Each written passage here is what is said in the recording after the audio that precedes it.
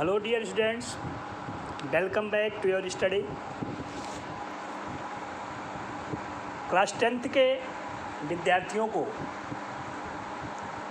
मैं हैप्टल एक्शन पढ़ा रहा था।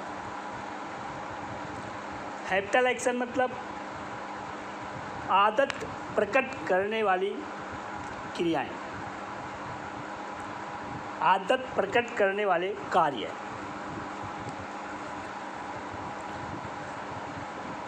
इसके पहले वाली वीडियो में आप लोगों को भूतकाल की आदत व्यक्त करने वाले वाक्यों को पढ़ाया था,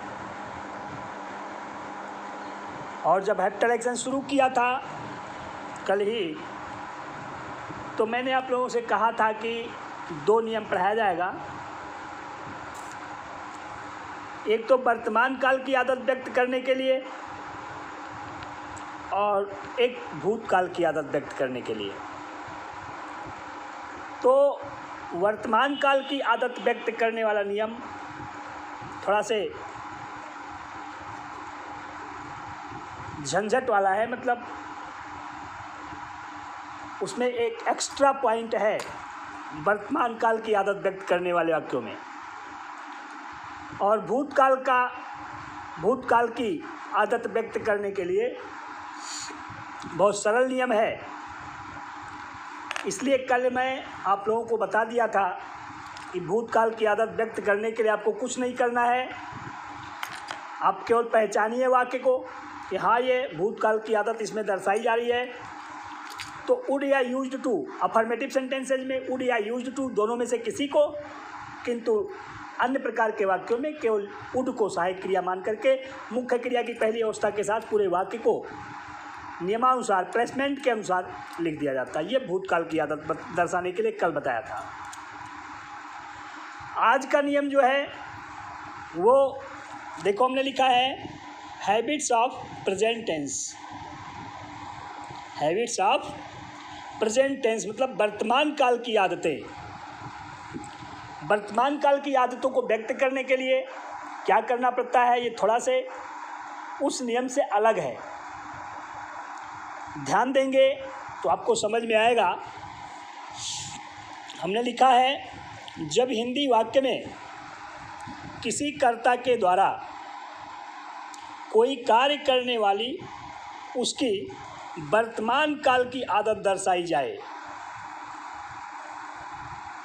जब किसी कर्ता के द्वारा कोई कार्य करने वाली उसकी वर्तमान काल की आदत दर्शाई जाए, अर्थात वाक्य में क्रिया पर बड़ा आ की मात्रा के बाद अथवा या पर आ की मात्रा के बाद करता है, करती है, करते हैं आदि शब्द पाए जाएं, तो ऐसे अफर्मेटिव सेंटेंसेस में देखिए,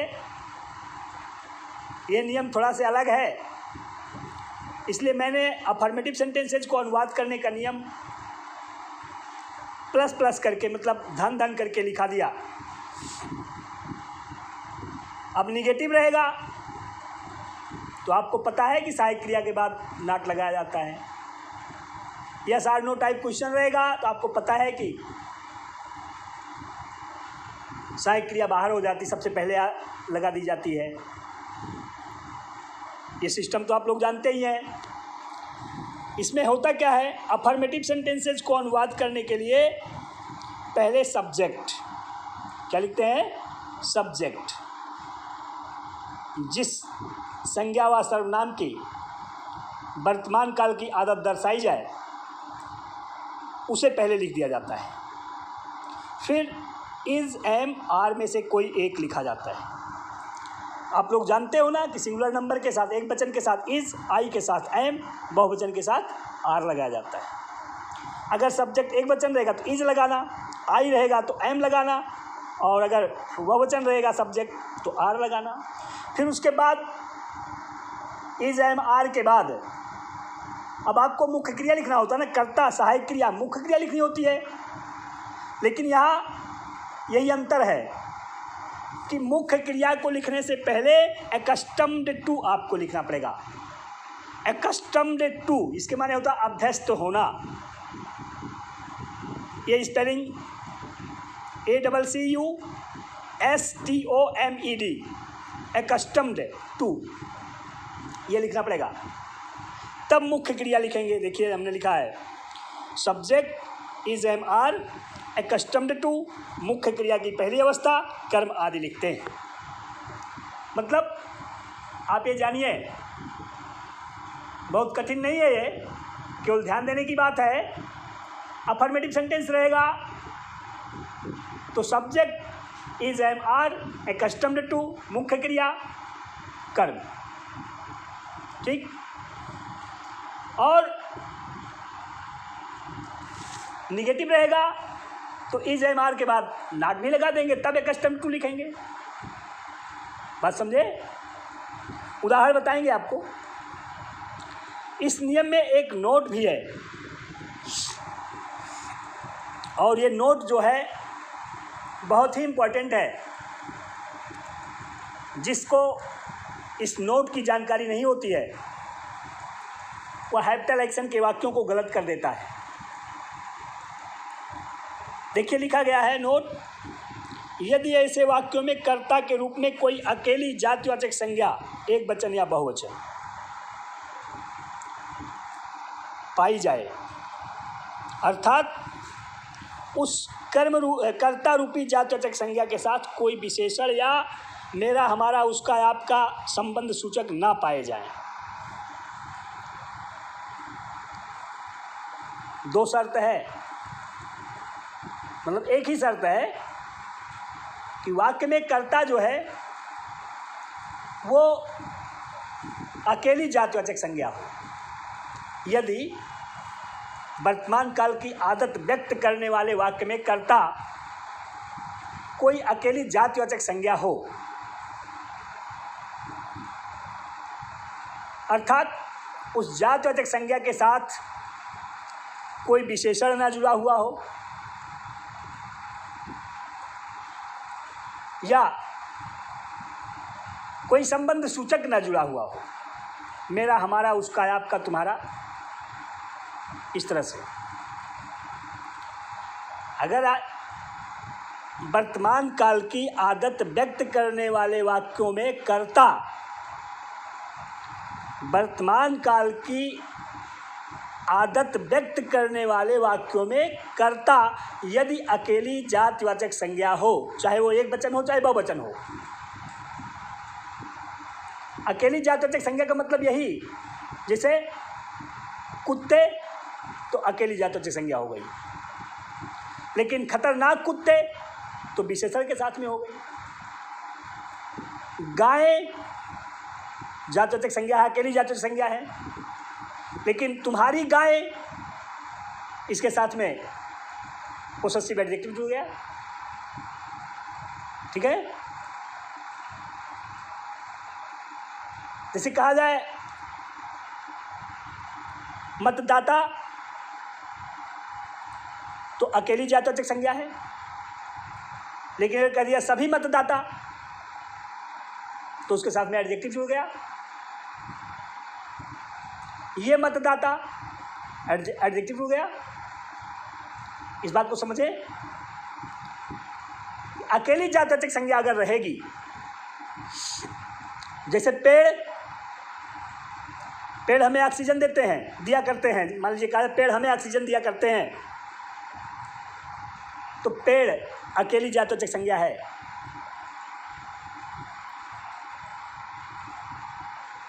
लेकिन अगर कहा जाए हरे पेड़ हमें ऑक्सीजन दिया करते हैं, तो ये अकेली जातिवाचक संज्ञा नहीं है, तब ये इसके साथ में एडजेक्टिव जुड़ गया है।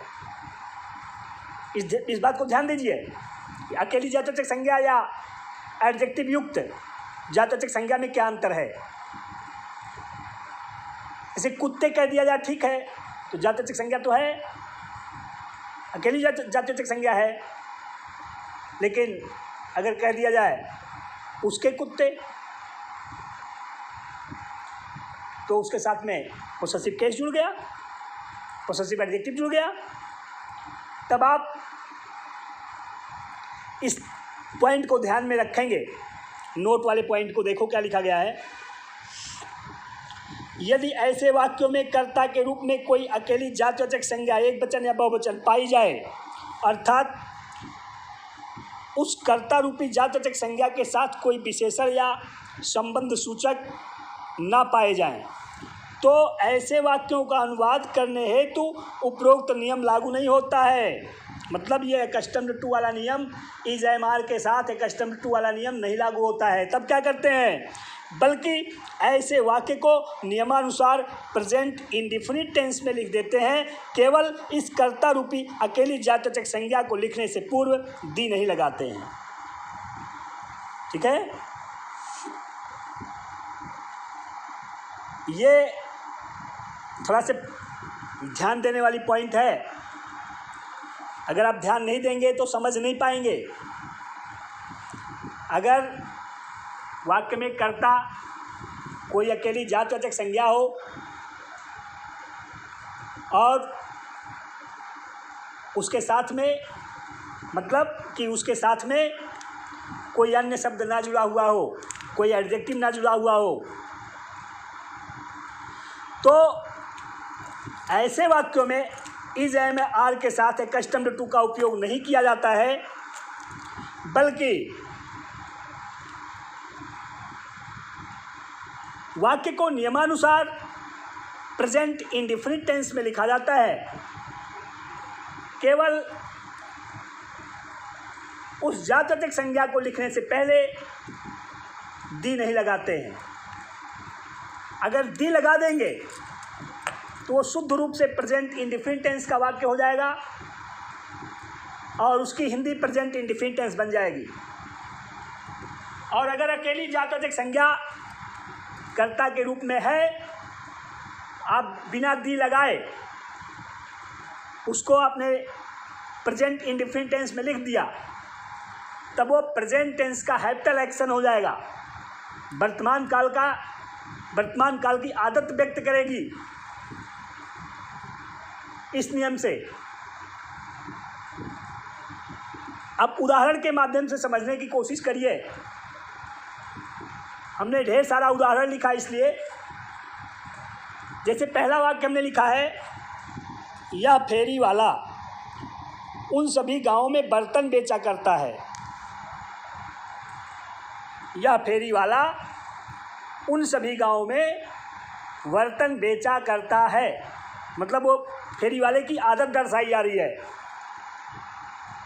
ठीक है,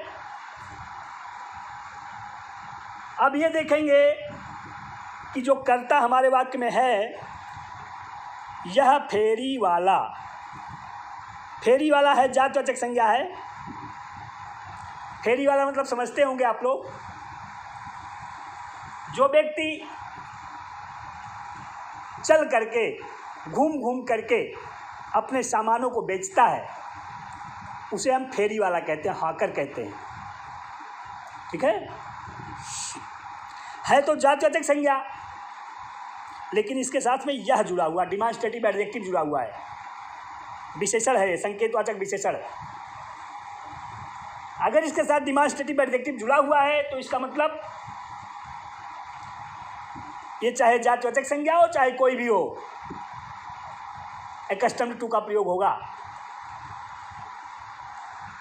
कस्टम्ड टू का प्रयोग तब नहीं होगा, इज एम आर के साथ कस्टम्ड टू का प्रयोग ऐसे वाक्यों में नहीं होगा जिस वाक्य में कर्ता कोई अकेली जातिवाचक संज्ञा होगी।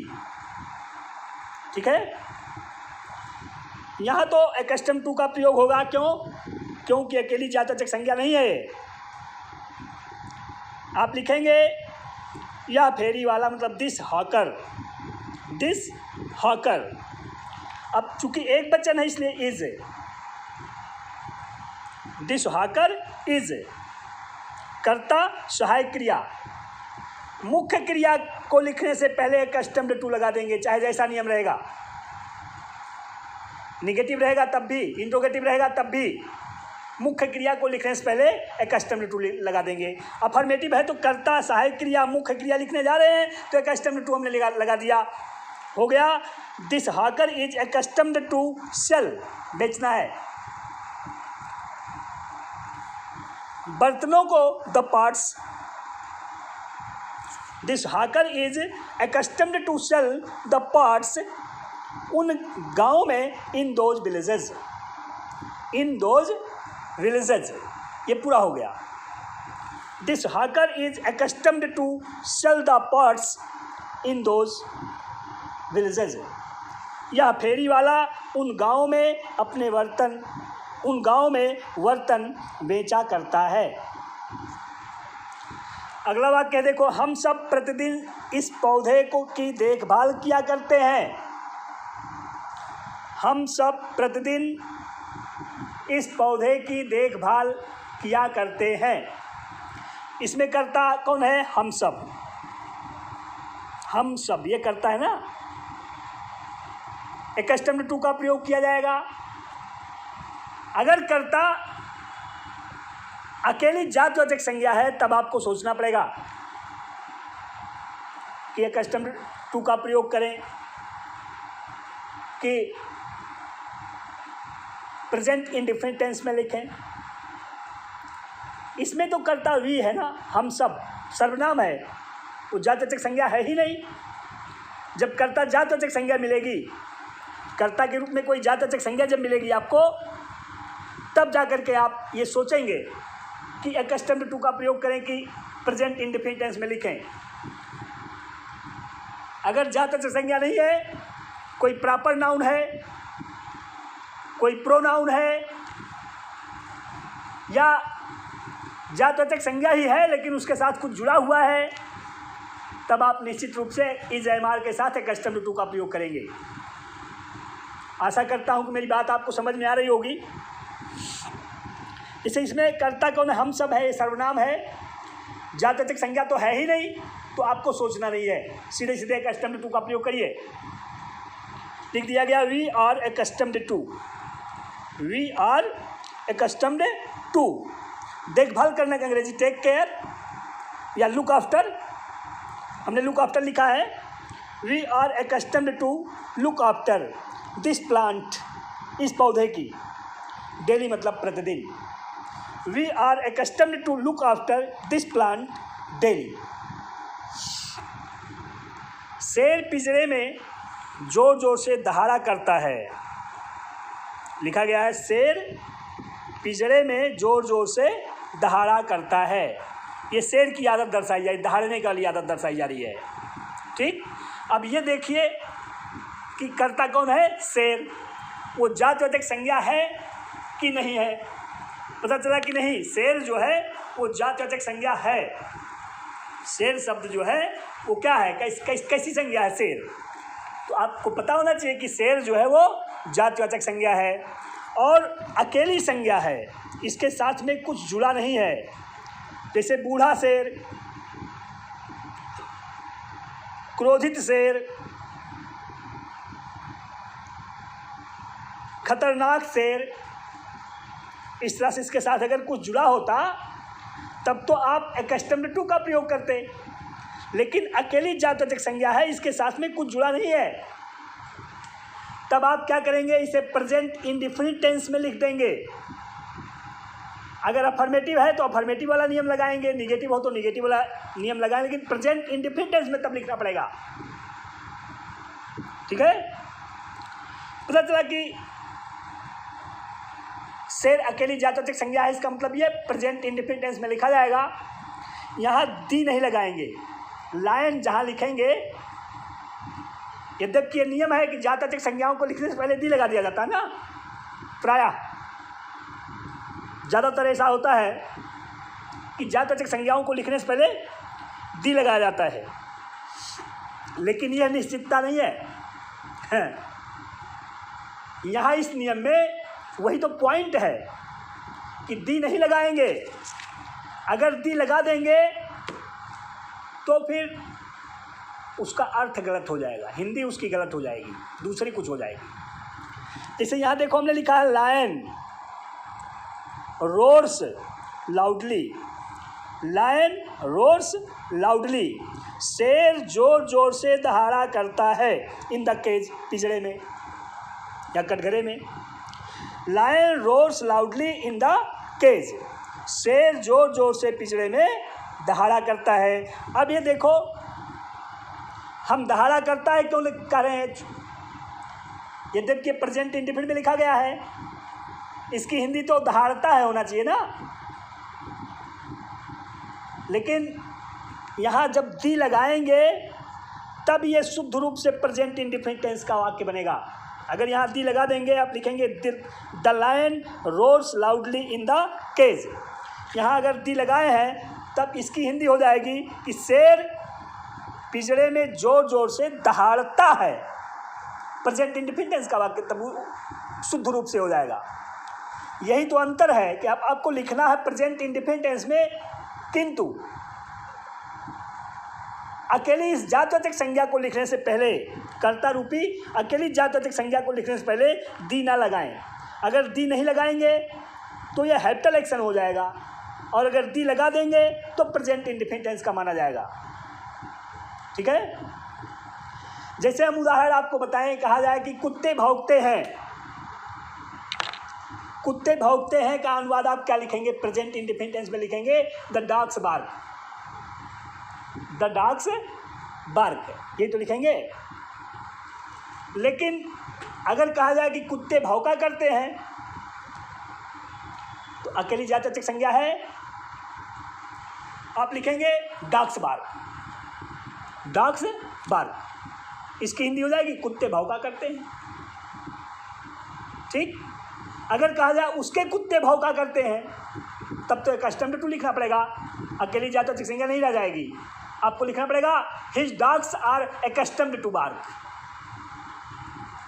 आशा करता हूं कि आप पकड़ रहे होंगे, मेरी बात समझ रहे होंगे। अगला वाक्य देखिए,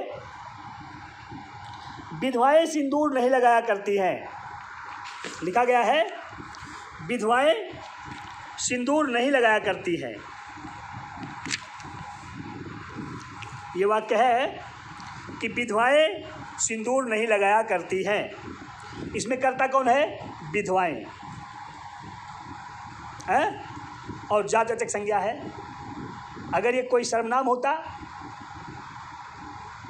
या प्रॉपर नाउन होता तो कुछ सोचने की ज़रूरत नहीं थी, एक्स्टम्ड टू का प्रयोग करके वाक्य लिख दिया जाता। लेकिन अकेली जातवाचक संज्ञा इसमें है, इसके साथ में यहाँ अगर कुछ लिख दिया जाए, सभी विधवाएं, भारतीय विधवाएं, है ना, अगर कुछ जुड़ जाएगा तब तो एक्स्टम्ड टू का प्रयोग करना पड़ेगा। जैसे लिखा जाए सभी विधवाएं सिंदूर नहीं लगाया करती हैं, तब तो आपको लिखना पड़ेगा all the widows are not accustomed to apply the vermilion. ठीक, लेकिन ये अकेली जातवाचक संज्ञा है तो अब इसमें एक्स्टम्ड टू का प्रयोग नहीं होगा, ये वाक्य प्रेजेंट इंडेफिनिट टेंस में लिखा जाएगा। केवल वीडो जहाँ लिखेंगे, विधवा की अंग्रेजी वीडो, वहीं पर दी नहीं लगाएंगे, बस। हमने ये देखो लिखा है वीडो प्रेजेंट इंडेफिनिट टेंस में वाक्य लिखा जा रहा है, निगेटिव सेंटेंस है, कर्ता सहायक क्रिया नॉट मुख्य क्रिया कर्म, डू और डज सहायक क्रिया है, मुख्य क्रिया की पहली अवस्था लगाई जाती है। ये हो गया विडोज डू नॉट अप्लाई, लगाना की अंग्रेजी, widows do not apply vermilion, widows do not apply vermilion, मतलब विधवाएं सिंदूर नहीं लगाया करती हैं। अगर यहीं पर आप दी लगा दें तो इसका मतलब हो जाएगा विधवाएं सिंदूर नहीं लगाती हैं। अगर दी लगा दोगे तो ये प्रेजेंट इंडेफिनिट टेंस का शुद्ध रूप से हो जाएगा ना, लिखे तो हो प्रेजेंट इंडेफिनिट टेंस में ही, लेकिन यहाँ दी नहीं लगाए हो, तब ये हैप्टल एक्शन का हो गया। ठीक, अगला वाक्य देखिए, उसके मित्रगण ऐसी गलती को नहीं दोहराया करते हैं, लिखा गया है उसके मित्रगण ऐसी गलती को नहीं दोहराया करते हैं। अब देखो इसमें कर्ता कौन है? मित्रगण है तो जातवाचक संज्ञा, लेकिन इसके साथ में पोसेसिव केस जुड़ा हुआ है। ठीक, तो कहने का मतलब अकेली जातवाचक संज्ञा नहीं है, आपको इंडेफिनिट के बारे में सोचना नहीं है, प्रेजेंट इंडेफिनिट के बारे में सोचना ही नहीं है, एक्स्टम्ड टू का प्रयोग कर देना है। निगेटिव सेंटेंस है तो हमने लिख दिया his friends are not, his friends are not accustomed to, his friends are not accustomed to repeat such mistake, his friends are not accustomed to repeat such mistake. उसके मित्र गण करता है और ऐसी गलती कर्म है और दोहराना क्रिया है। हमने लिखा his friends are not accustomed to repeat, दोहराना के अंग्रेजी रिपीट, और ऐसी गलती सच मिस्टेक कर्म लिख दिया बाद में, ठीक ना। क्या कुत्ते प्रतिदिन इस घर की रखवाली किया करते हैं? लिखा गया है क्या कुत्ते प्रतिदिन इस घर की रखवाली किया करते हैं। अब ये देखो इसमें कर्ता कौन है? कुत्ते। अकेली जातिवाचक संज्ञा है ये। अगर यहाँ लिख दिया जाए सभी कुत्ते, काले कुत्ते, खतरनाक कुत्ते, कमज़ोर कुत्ते, मजबूत कुत्ते, नए कुत्ते, कुछ अगर इसके साथ जुड़ जाता तब accustomed to का प्रयोग आप करते। आप लिख देते, मान लीजिए यहाँ काले कुत्ते लिखा गया होता, आप लिख देते और the black dogs accustomed to watch this house every day, इस तरह से होता। लेकिन इसके साथ कुछ जुड़ा नहीं है, अकेली जातिवाचक संज्ञा है, तो डॉग से जहाँ लिखे वहाँ दी ना लगाएं, द डॉग से ना लिखें, डॉग से केवल लिख दें, वो हेल्प इलेक्शन हो जाएगा। इंटरोगेटिव सेंटेंस है तो इंटरोगेटिव आप बनाइए, सहायक क्रिया कर्ता, मुख्य क्रिया कर्म, सहायक क्रिया डू, कर्ता डॉग्स, यहाँ दी नहीं लगाएंगे, दी लगा दोगे तो प्रेजेंट इंडेफिनिट टेंस का वाक्य बन जाएगा। हेल्प इलेक्शन बनाना है तो दी नहीं लगाना है, हो जाएगा डू डॉग्स वॉच, देखभाल करना, रखवाली करना है, डू डॉग्स वॉच इस घर की, दिस हाउस, सहायक क्रिया कर्ता, सहायक क्रिया कर्ता, मुख्य क्रिया कर्म, do dogs watch this house, और प्रतिदिन मतलब एवरीडे, क्वेश्चन मार्क लगा दिया, ठीक ना। क्या तुम्हारी बकरियां उन पौधों को प्रति सप्ताह चरा करती हैं? यहाँ देखो कर्ता कौन है? बकरियां, क्रिया क्या है? चरना, कर्म क्या है? उन पौधों को है, और वर्तमान काल की आदत पर प्रश्न पूछा जा रहा है ना। वर्तमान काल की आदत पर प्रश्न पूछा जा रहा है। अब ये देखें yes or no type question है तो आप yes or no type question बनाएंगे, लेकिन पहले तो ये तय करो कि प्रेजेंट इंडेफिनिट टेंस में लिखा जाएगा कि accustomed to का प्रयोग किया जाएगा। बकरियां करता है, इसके साथ में पोसेसिव एडजेक्टिव जुड़ा हुआ है, देखो अकेली जातिवाचक संज्ञा नहीं है, इसका मतलब accustomed to का प्रयोग करेंगे। बहुवचन है इसलिए आर, सहायक क्रिया कर्ता, your goats, are your goats. मुख्य क्रिया लिखने जा रहे हैं, आपको मैं शुरुआत में अभी बताया कि मुख्य क्रिया की जगह पर accustomed to के साथ मुख्य क्रिया लिखी जाती, पहली अवस्था। तो ये हो गया are your goats accustomed to graze, चरना की अंग्रेजी। उन पौधों को दोज प्लांट्स, कर्म लिख दिया। प्रत्येक सप्ताह मतलब every week. Are your goats accustomed to graze those plants every week. अगला वाक्य है क्या मैं संकट में उसका साथ नहीं दिया करता हूँ? करता इसमें कौन है? मैं। ये सर्वनाम है, जातिवाचक संज्ञा है ही नहीं। अगर जातिवाचक संज्ञा नहीं है तो आपको कुछ सोचना नहीं है, accustomed to का प्रयोग करना होगा। सबसे पहले क्या पाया जा रहा है? बीच में नहीं पाया जा रहा है। Yes or no type question ही निगेटिव है। सहायक क्रिया कर्ता, नॉट मुख्य क्रिया कर्म, ये प्लेसमेंट ऑफ फोर्स लगाया जाता है। मुख्य क्रिया को लिखने से पहले accustomed to लिख देंगे बस, मुख्य क्रिया के स्थान पर accustomed to के साथ मुख्य क्रिया लिखेंगे बस। तो आप लिखेंगे एम आई नॉट, सहायक क्रिया कर्ता not, am I not accustomed to favour, साथ देना की अंग्रेजी, एक्स्टम्ड टू फेवर, फेवर माने साथ देना, पक्ष लेना। Am I not accustomed to favour him, उसका, संकट में, इन डिजास्टर।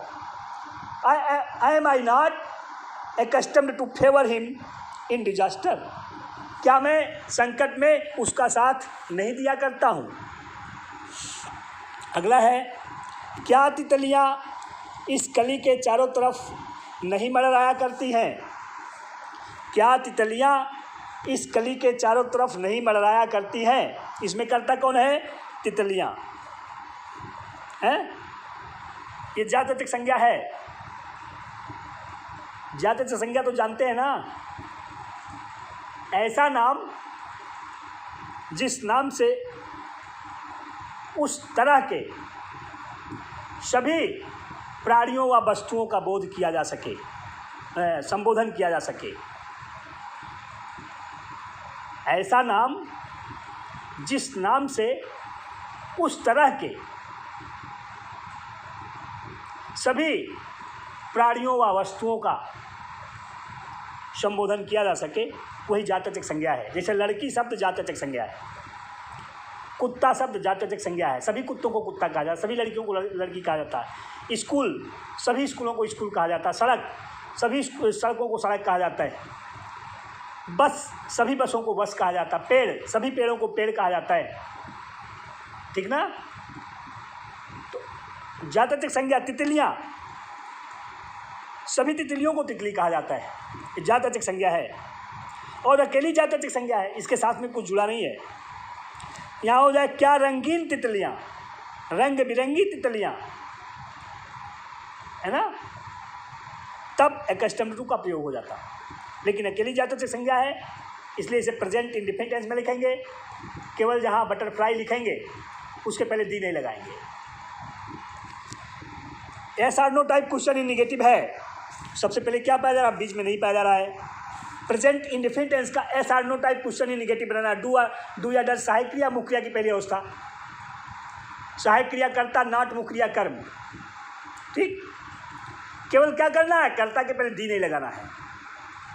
आप लिख देंगे do butterflies not bleep, do butterflies not bleep, क्या तितलियां नहीं मंडराया करती हैं।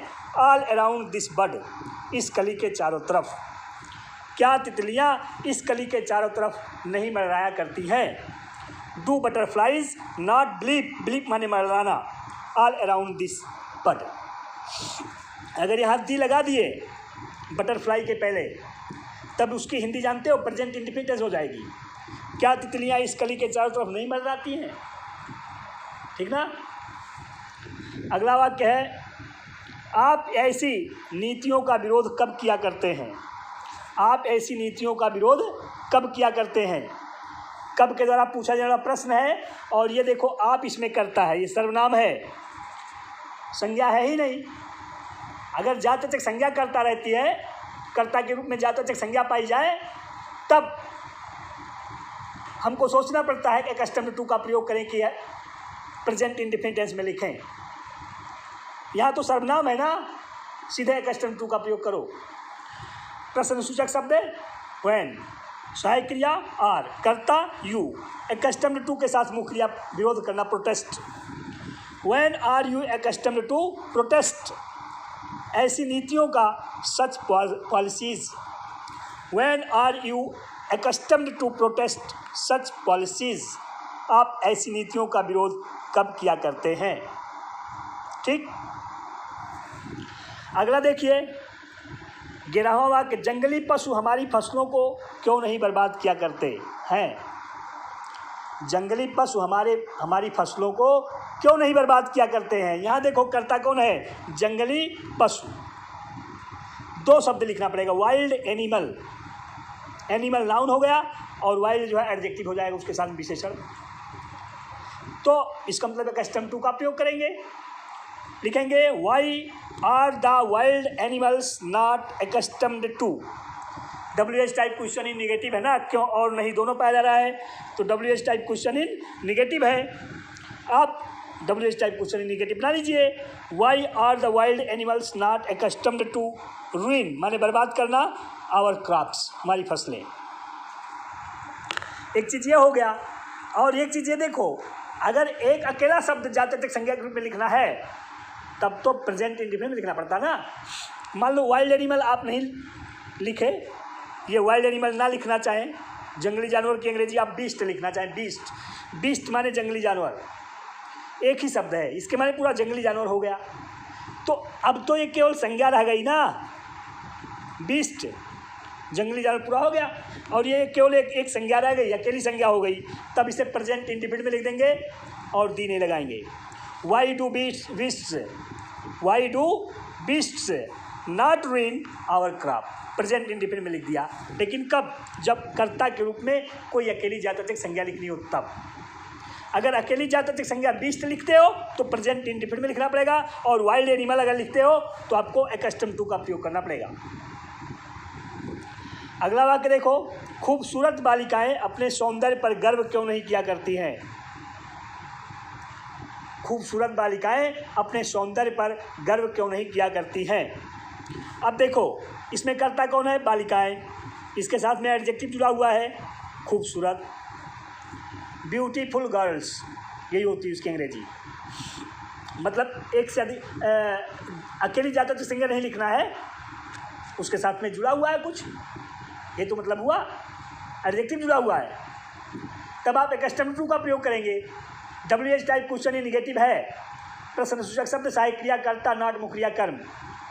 आप लिखेंगे why are the beautiful girls not accustomed to, मुख्य क्रिया को लिखने के स्थान पर एक्स्टम्ड टू के साथ मुख्य क्रिया की पहली अवस्था लिखी जाती है, बार बार बता रहा हूँ। आप लिखेंगे why are the beautiful girls not accustomed to take pride, माने गर्व करना अपने सौंदर्य पर, in their beauty. Take pride के बाद पर की अंग्रेजी इन लगाई जाती है, ध्यान रखिएगा, गर्व करने के लिए। प्राउड के बाद आप लगाया जाता प्रीपोजिशन, प्राउड के बाद प्रीपोजिशन आप लगता है, लेकिन प्राइड के बाद गर्व करने की बात जब होती है किसी चीज़ पर तो वहाँ पर की अंग्रेजी इन लगाई जाती है। ये हो गया why are the beautiful girls not accustomed to take pride in their beauty. अब देखो सौंदर्य की अंग्रेजी ब्यूटी, अगर आप खूबसूरत बालिकाओं की अंग्रेजी एक शब्द में कोई लिख दे, फिल्ली, FILLY, फिल्ली माने खूबसूरत बालिका होता है, ठीक। अगर आप फिल्ली शब्द लिख देते हैं तब तो वो अकेली जात्यंतरिक संज्ञा हो जाएगी ना, हमने लिखा भी है। अगर आपने फिल्ली लिख दिया तो फिर वो अकेली जात्यंतरिक संज्ञा हो गई, उसके साथ में एडजेक्टिव वगैरह कुछ नहीं जुड़ा होगा,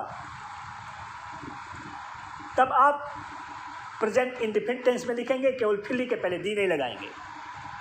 जैसा देखिए लिखा है हमने, why do fillies not take pride in their beauty, why do fillies not take pride in their beauty. इस तरह से हेक्टर एक्शन पूरा हुआ, आपको समझ में आया होगा आशा करता हूँ। पहले आपको जो मैं नोट भेजा हूँ उसको लिख लेना चाहिए, फिर इस वीडियो को देखना चाहिए, 1 बार 2 बार 3 बार 4 बार देख करके समझने की कोशिश करनी चाहिए, तब आपको समझ में आएगा। फिर अगली मुलाकात अगली वीडियो में होगी, तब तक के लिए धन्यवाद।